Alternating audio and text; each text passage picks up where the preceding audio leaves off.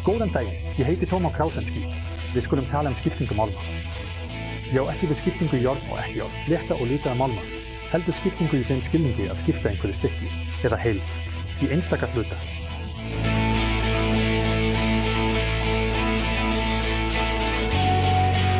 Hvert verk með málmurinn, hvort sem það eru full eða hólsnið eða plötur, byrja með því að skera þau í nauðsynlega stærð. Og það er hægt að gera á marga mismunandi vegu. Fyrir utan að skera er það til dæmis einnig að klippa, slípa eða fjarlægja. Grái kenningin, grænt er lífsins tré, eins og sagt er. Förum þá beint að hagnýtum dæmum. Til dæmis, venjuleg, sæfyrir mál sem við köllum ekki annað en járnsög. Fyrir handverksmann sem ekki hefur áhyggjur af skilvirkni vinnu, er þetta góður aðstoðarmaður í mörgum tilfellum, sérstaklega við að skipta málmsniðum. Vélræna samsvörunin við handvirka málmsög er rafmagnssög, hvort sem það er bandsög, eða beinsög með viðeigandi, bandi eða blaði, fyrir málm. Rafmagnssægir spara okkur kraft og leyfa nákvæmari vinnu. Þetta á sérstaklega við bandsögina. Sögun er í raun spónvinnsla sem þýðir að með hjálp verkfæris með mjög hörðu egg skerum við smám saman bókstaflega litla spóna af vinnustökkum. Kosturinn er sá að vanda verkfæri slitnar ekki þannig að það hverfi fyrir augunum, aðeins ekki verður sljótt með tíma og þarf að brýna það. Við hraðari vinnslu myndast hiti. Verkfærið og sögustafurinn er þó auðvelt að kæla. Yfirleitt nægir að þrýsta ekki á sægina og nota skurðarolíu sem minnkar núning sem veldur hiti og leiðir jafnframt hita frá heitu málmunum, betur en loft. Önnur aðferð við að skipta málmum er slípun. Við tökum oftast hornslípirokk með svokölluðum skurðaskífu í höndina frekar en málmsög.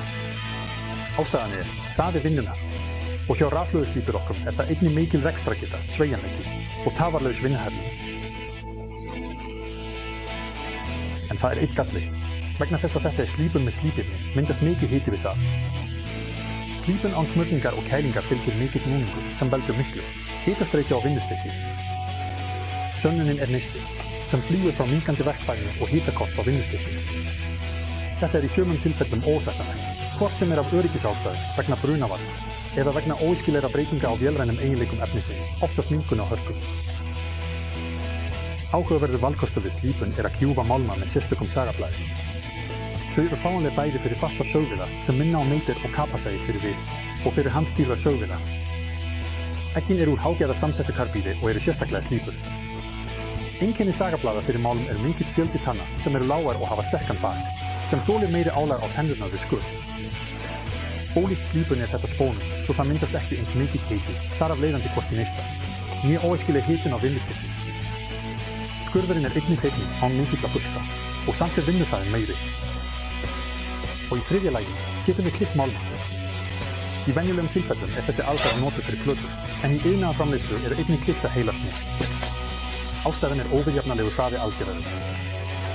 Í heimilis- og verkstæðisaðstæðum er algengt að klippa plötur með hann eða rafmagnsskurðarstöngur. Til fastra véla tilheyra plötuklippur eða áhugaverð útgáfa þeirra kölluð skífuklippur. Þær virka alveg eins og dósopnari með skurðarhjóli. Klippið er ekki eins hreint, en það þarf minni kraft til þess.